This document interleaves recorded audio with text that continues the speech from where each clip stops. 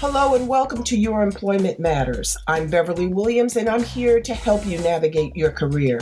This is for anyone who's searching for their dream job or promotion, or perhaps you're just looking to hang on to the job you have.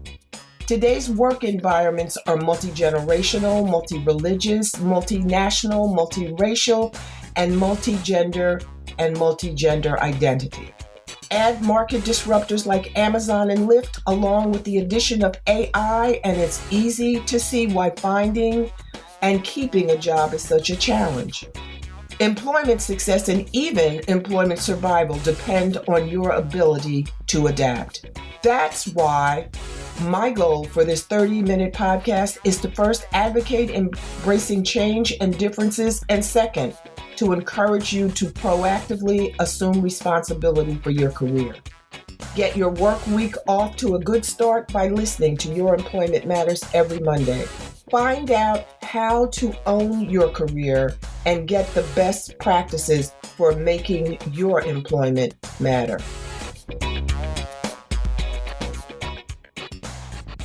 You know, I've always known what I wanted to be when I grew up.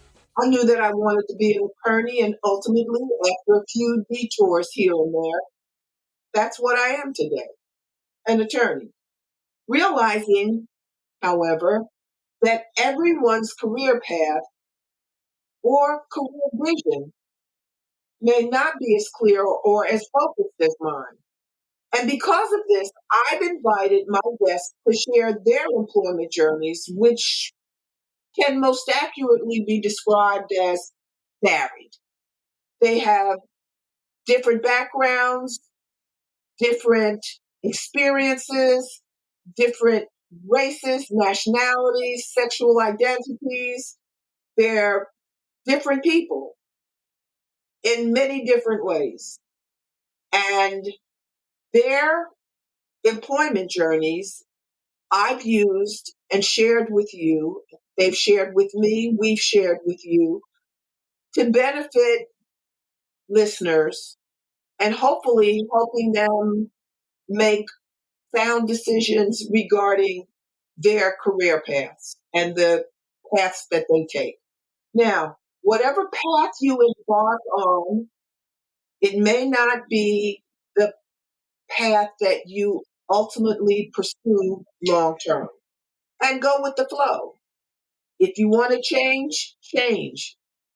Circumstances may present themselves to change your mind or your plans. I've heard it said that men plan, God laughs. So whatever plans you have or that you may change for any number of reasons. And if they do, and it suits you, go with the flow. My guest today is Walter Greene, First Sergeant, U.S. Marine Corps, retired. Hopefully, his journey will encourage you to master the possibilities and take advantage of all of the avenues that may be available to you.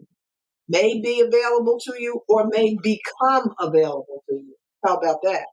Now, admittedly, the military is not for everyone, but for Sergeant Greene, it worked. Now, rather than have me describe his background, I'll let him tell his story. Welcome, Sergeant Greene, and thank you for your service. We all appreciate your contribution to our way of life and our safety. Thank you, thank you, thank you. And may I call you Walter? Yes, you can. Okay, Walter. Let's begin when you graduated from high school. What did you do after graduation? Well, after graduation, I decided to attend college, and there weren't a lot of, believe it or not, there was actually one school here in New Jersey that wanted me to attend, which was Monmouth College down in South Jersey on a baseball scholarship. But I decided that I wanted to get out of New Jersey. I didn't want to stay here and play baseball, so I accepted I didn't take a scholarship. I decided to go to a junior college down in Fort Pierce, Florida, called Indian River Community College, where I went and I walked on without, which means no scholarship, to play baseball with them. And not knowing at the time, well, first of all, my main aspiration was to play baseball professionally. Coming up through high school and coming up through Little League, I developed myself to be a pretty good player.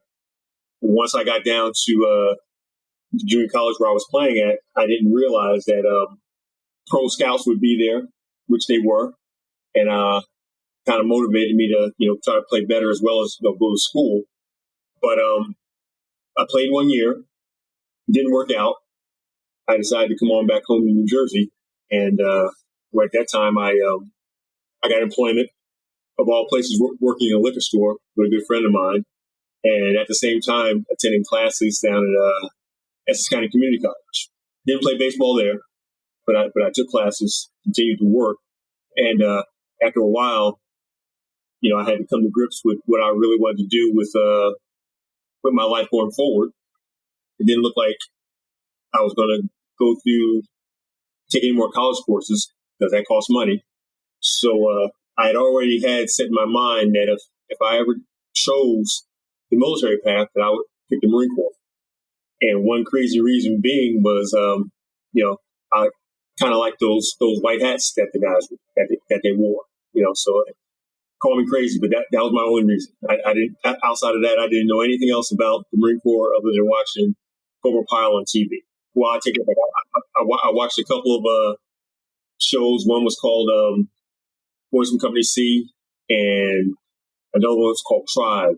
These are two old movies. So that was all I knew about the Marine Corps. So after going to the recruiter's office, up on Central Avenue in East Orange, I went up there, talked to him.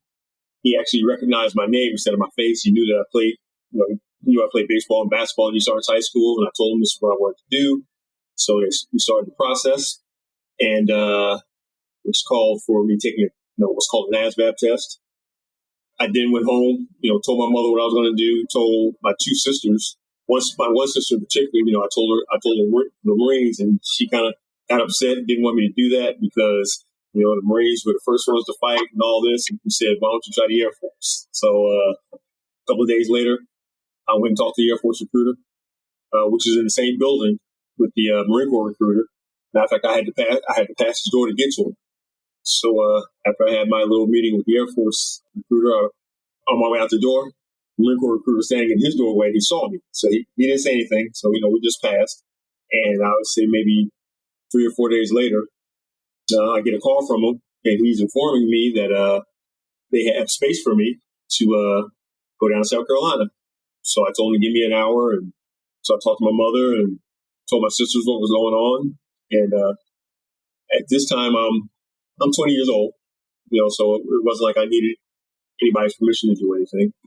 So 2 days later, recruiter came by my house, picked me up, took me downtown Newark, and I got shipped off to South Carolina. And that's where my Marine Corps career began. Let me ask you this. If you had the money, would you have chosen college over the military? I probably would have. But, at the time, I couldn't see anything in the future where, foreseeing anywhere where I can, obtain any additional money to go to a school. So that's when I was told, the Marine Corps, the military, not just the Marine Corps, they have ways to pay for your college. If you want to go to college, they'll pay for it. So I actually took advantage of that while I was taking a few courses here and there, and not taking I think the last class I probably took might have been, 84, and I didn't take any more after that because I was kind of really getting involved in the job that I had in the Marine Corps, even though they stressed, secondary education. At that time I didn't take advantage of it. So I just did my job, what was required of me, getting promoted, and that's how I went on my business for, I say, the first 10 years of my career. Well, let me just say this for the benefit of listeners. Sometimes there are local educational institutions that offer classes at night so that you can work a full-time job and take college courses at night toward a degree. That's the way I went to law school. I worked a full-time job during the day and went to law school at night. just for the sake of listeners, just for their benefit, there's a possibility that you can take evening courses while you work a full-time job. It's not easy. I'm not telling you that it's an easy thing to do, but it is doable. And if you really want to pursue college, that's just one way, one option, something for you to think about. So now, military service, you learned. They say it builds character, it turns boys into men. What, if anything, did it teach you? Well, it will. Like I said, I came in at I guess a little older age. Like I said, I was already 20 when I decided to join. I had a little more maturity than some of the guys that were coming in when I came in. But even with that, I was still at a learning stage. So yeah, discipline is one of the main things that they stress in the military. Your leadership abilities come into play because after a while, eventually, if you stay in long enough, you will be in a position of leadership. And in the Marine Corps, it starts real early. I mean, as an E-Pro, they tell you what you need to do to get promoted to E2, which is PFC. Granted, you're not leading anybody at that point, but they're getting you ready for that. When you pick up E3, which is a Lance Corporal. I mean, Lance Corporals are maybe in charge of maybe just three or four people. But Lance Corporals, they want to strive to be corporals. Corporals are in charge of maybe 10 people. So it's a progression all the way up to sergeant. E5. After when you pick up that, you get more. With more rank, the more rank you get, the more responsibility you get, and the more opportunities you get to lead individuals. And then after a while, after you attain a certain rank, not only are you leading, you're actually teaching what you've learned, and you get that by the people that were ahead of you. You learned what you saw of the people that had more rank than you, and you watch them as they go through their leadership, and what you try to do, you pick up, what they do, and you add it, or what we used to call put it in your toolbox, as far as leadership and management. And I was able to do that, certain people that I kind of gravitated to, and I kind of like watched them, through my years on how they led, how they managed. It came to serve me pretty well. I was, and even though once you make a certain rank, which when I made E8, which is the first sergeant, which is just below a sergeant major. Once you make that certain rank, you think you've learned everything, and I came to find out real quick that what I thought I knew, I didn't know. And the individual that I was pretty much following behind, his name's Claudio Brown. He was my boss. He did some things that I never thought about doing, even at that time in my period of my career. At this point, I'm in for like 24 years. I thought I knew it all. I thought I did it all. And he never actually sat me down and told me what I needed to do. He just told a story, and I kind of like picked it up. Was he one of the people other than your family that influenced you? Oh, yeah, absolutely. As far as my Marine Corps career was concerned, absolutely. I could tell you at this point in my life, I'm maybe in my mid-40s, and I'm literally following him around like a 10-year-old, but he doesn't see me, he'll like walk down the hall and I'll like peek around. Matter of fact, literally, I would like go through his desk just to see what he's got in his desk, see the kind of books that he's reading, see just anything in general, if he's made it this far, maybe there's something in here I can pick up to help me along the way. Even though I never made the rank of sergeant major, I still pick up things from him that just helped me better in doing my job, for the time that I had it. Well, at least you made the effort. At least you sought information and knowledge. That's always important. We can always think we know, but once we realize we don't know everything that we think we need to know, mm-hmm. but we pursue the knowledge. Yeah, absolutely. It's the pursuit of knowledge that keeps us on our toes and enhances us as human beings. Mm-hmm. Absolutely. Yeah. Like I said, to this day, we still talk, not obviously not about Marine Corps stuff, but just life in general, His kids have gotten older, mine have gotten older. He's grandpa now. I'm still working on that phase of my life. But we just talk about stuff in general and how things used to be and how things hopefully can get better. For not just us, but for everybody else. Other than him, did you establish long-lasting relationships in the military? Did you form a network of people? Well, I did. I do. It was through athletics. When like I said, I was a pretty good baseball player, coming out of high school, and not knowing that the Marine Corps was at that time really stressing athletics at a very high level. They didn't have baseball; they had softball. So I had to, since I've already had the baseball mechanics, and everybody that's a softball player at one time in their life played baseball. So I was able to establish myself as a pretty good player in softball. And I was able to actually play on the Marine Corps team for a couple of years. And through that, we made friendships, even though we were never all stationed, we were never all stationed together at the same time. But through our military travels, we would see each other. We'd all get together, get a team together and go out and play. To this day, everybody that I know that played softball, we're all retired, but we managed to play on a softball team. Matter of fact, for the last 5 years, none of us played anymore, but about 5-6 years, we played what's called the senior league. The old timers. We played what's called over 50. Because obviously we were all over 50 years old, and we played over 55. Some went on to play over 60, and I kind of cut it off after 56. But yeah, but we're all still friends to this day. We've seen our kids grow up, get married, have kids, and we still keep in contact. So it's a good thing to know. I mean, we're all still good friends, and we especially get together.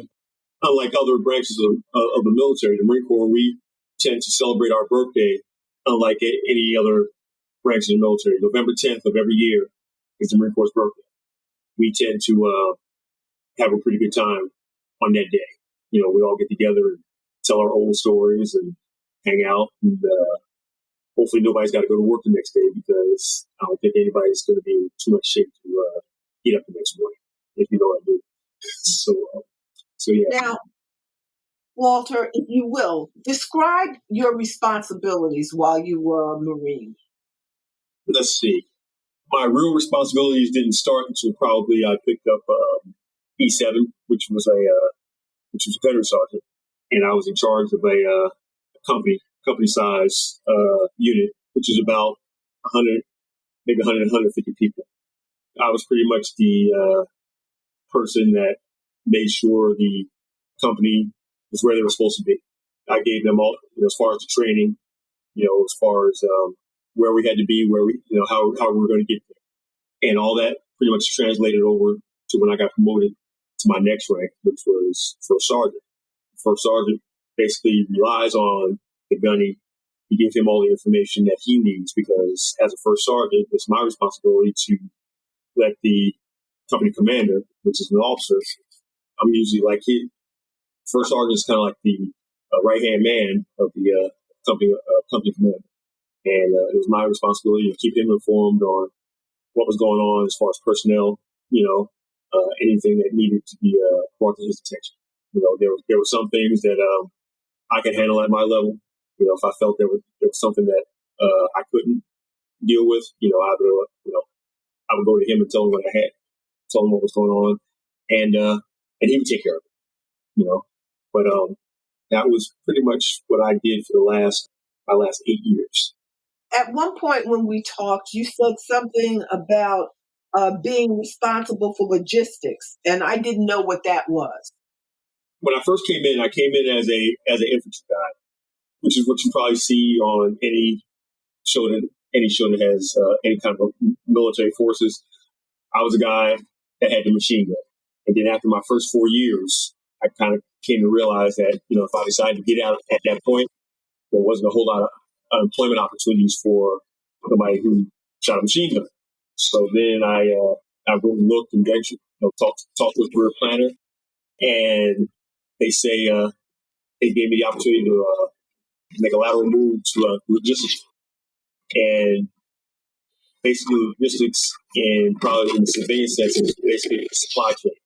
It was my responsibility, along with several other people that I worked with. We made sure we supplied the units with everything from food to bullets to shoot, and that was our job. We did all the ordering. We ordered things that the units needed to accomplish a mission.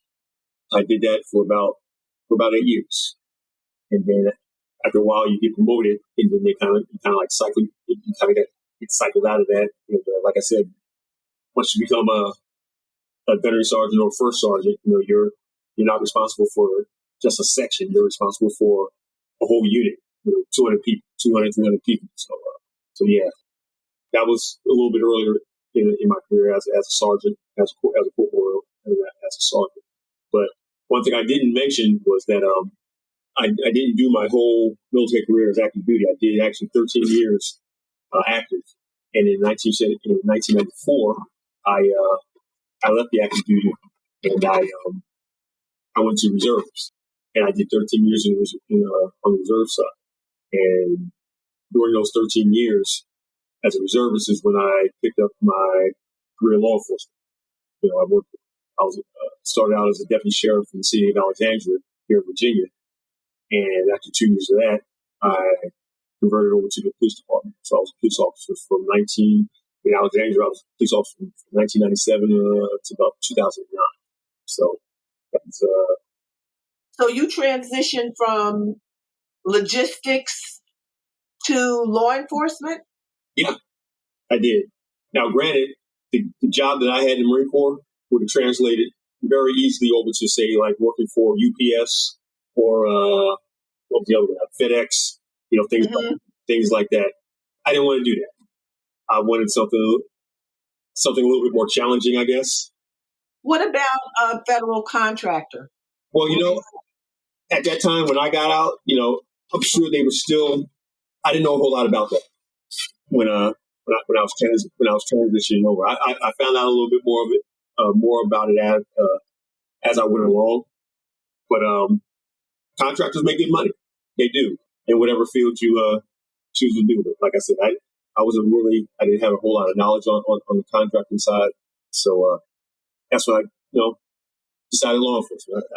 And I just told myself, I said, hey, look, with my military background, they kind of like guys like us. They know we're going to follow orders. They know we're going to be disciplined. They know we're going to be where we have to be on time. So I had that as a leg up of it, consider other than somebody who's just coming out of college or coming off the street. I had that in my favor. So and that really helped me along, when I decided to apply. Well, law enforcement has, it's never been an easy job, but it's for various reasons become more challenging. How have you found it in recent years? Well, yeah, it has. I talked to a couple of guys that are still that are still working. As a matter of fact, they're on their way out. They're going to retire. And I tell people now that when I first started this job in '95. Well, I'm sorry, '94. There were two places that I never took my gun. That I never carried my gun. I never carried my gun in church, and I never carried my gun into school when I would go see my kids. Well, Columbine changed my attitude on carrying my gun in a school. And just recently, as you know, the events that happened down in Charleston, South Carolina, at their church, that changed my attitude about carrying my gun in church. Yeah. So yeah, I mean, it's just sign of the times, unfortunately, and it's just something that I do now. And like I tell people, I said, when I first started out working, people, even the bad people, if they didn't, they didn't like you, they didn't like the police, but they respected the police. This day and age, people don't like the police, and they don't care and they'll fight you. They tell you they don't like you, and they'll do whatever they can to stop you or pick a fight with you. I mean, you see the things that go on TV. They're spitting at cops, throwing rocks at them, and everything like that. That's kind of hard to handle. Especially African Americans and officers of color. Yeah, I mean because unfortunately the majority of these protests and these events that are going on are dealing with angry African Americans or people of color. And then they see us out there, along the same lines with, officers who are Caucasians, and they're yelling at us, saying, "Hey, why are you with them? How can why are you doing this?" And you got to explain to them, this is my job. Some people understand it, some people don't. That's been a hard thing that I've had to deal with. Now, since then, I've actually left. I left Alexandria in 2009, and I came and worked for the federal side of law enforcement. So I've been with the federal government since 2009. Just to get away from that type of environment. So right now I don't get in the car. I don't ride around. I don't write tickets for anything. I don't knock on people's doors asking when they call the police. I work up at the Walter Greene Hospital, which is in Bethesda, Maryland. I've been there. Well, this is actually my second time around. I've been there since 2017. My first time there was 2010, and it's more laid back than what I'm used to doing, which is I was totally fine. But it's still law enforcement. You're still dealing with people. But at this stage of my life, I'm more or less teaching. Because right now I'm probably one of the older guys that's walking around the office. So I try to impart some of my wisdom on some of these younger officers on how they should do their job. Walter, do you feel that you become wiser because of your experience in the military and in law enforcement? Oh, yeah. I mean, absolutely. Some of these things that not saying I probably wouldn't have learned it. I take that back. I would have probably learned it, eventually somewhere along the lines. But I think the Marine Corps and the law enforcement background has made me more aware of what's going on in the world and what's going on around me. I don't consider myself a paranoid person, but I do consider myself a person that wants to know what's going on around me. When I walk into a room, when I walk around the mall, or just I like to know what's going on around me. I like to see people and see what they're doing, because you never know. I mean, things can go from normal to bad, in a matter of seconds. So you tend to be alert. Yeah, more alert. Yeah, than normal. I mean, and it's kind of funny that you mentioned that. I used to take the metro. One of the other places I used to work at. I worked at a government printing office on North Capitol Street in D.C. And I would take the train to work, and I would take the metro to work, and you'd be amazed on everybody's head is down looking in their phone. And it would only take a hot second for somebody to come down there with bad intentions to do bad, and nobody would know, and nobody would be aware of what's going on. And you're right. And I do it on purpose. I stand there, I put myself in my pocket, and I just stand around and I just look at everybody's head, and they're all in their phone, doing whatever. And I said, yeah, this is not good. So No, you're right. We take a lot for granted. And I don't think we can afford to. No, we can't. I mean, 9/11 should have showed that to everybody. If anybody that's old enough to remember that. Yeah, that was a big thing. We say we'll never forget, but and I believe that. If you lived during that time and you were old enough to know what happened, you won't ever forget. Oh, that's true. But, you get lulled into a false sense of security because there hasn't been a similar event or tragedy like that. But it doesn't mean it can't happen or won't happen again. That's true. But let me ask you, if you had anything to do, if you had your choice, if you had the option, would you change anything about the course that your career has taken? I've always thought about that, and I'm a believer that things happen for a reason. And, like I said, God has a plan for you. And even though there were things that I would have liked to happen and they didn't happen, after a while, and I sit back and say, how come this didn't happen? How come I didn't get this? How come I didn't get that? Why am I getting this? And then, later on down the line, when something that I didn't expect to happen happens, I'm like, okay, well, I guess this was a plan for me. So to answer your question, no, I mean, there's nothing I really regret not doing. I think I did everything well that I set out to do.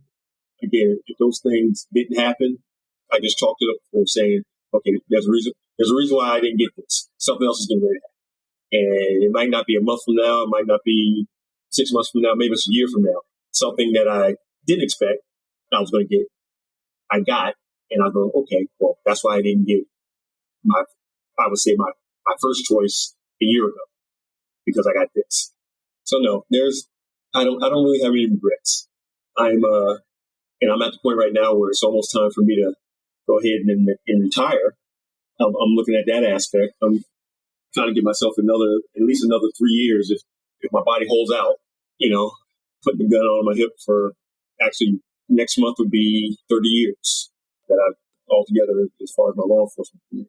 So, like I said, I'm going to try to give myself at least another 3 years and go ahead and hang it up and start another chapter of my life.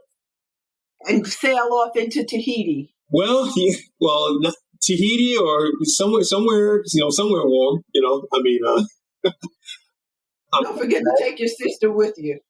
Well, no, I don't know. She might have to. But I actually took this whole week off from work. There was kind of two reasons behind it. Number one, I had enough leave that if I didn't use it, I was going to lose it. So that was one reason. And the other reason was to see if I was retired, how would it look like? Just a glimpse. It wasn't bad. I get up. I always get up in the morning. I'm always up in the morning by like 5:30. I do my little workouts. I come home. I eat.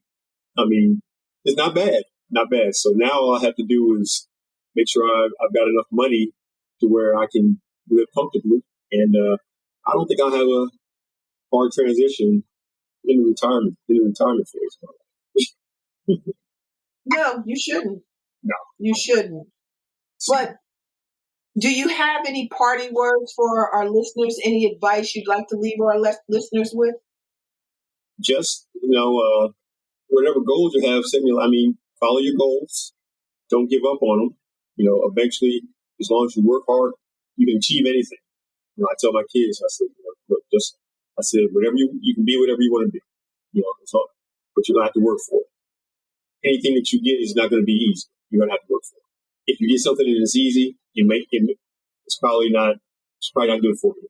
If it came to you too easy, like I said, it's probably not right for you. The things that you really want in life, you have to work for. Walter, thank you so much for your time. And as I said earlier, thank you for your service. Thank you for your efforts to keep our country safe. We appreciate it. We understand the sacrifice that you've made, and we're grateful. Thank you for being with us. You're welcome. And everyone, until next time, please consider, if you listen to the podcast, writing a review.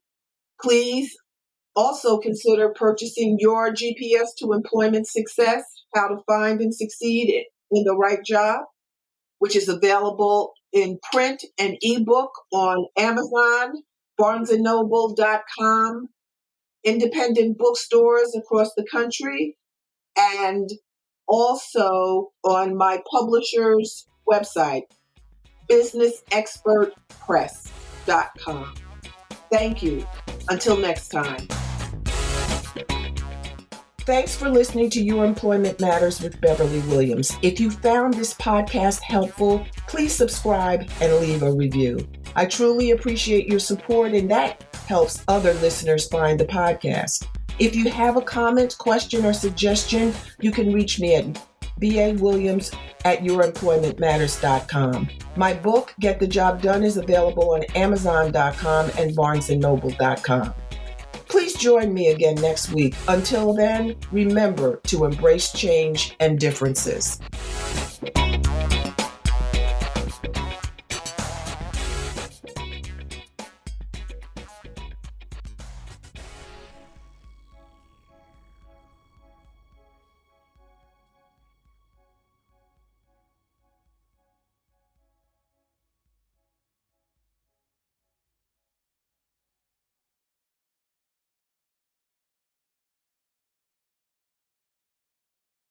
This podcast is part of the Sound Advice FM network. Sound Advice FM, women's voices amplified.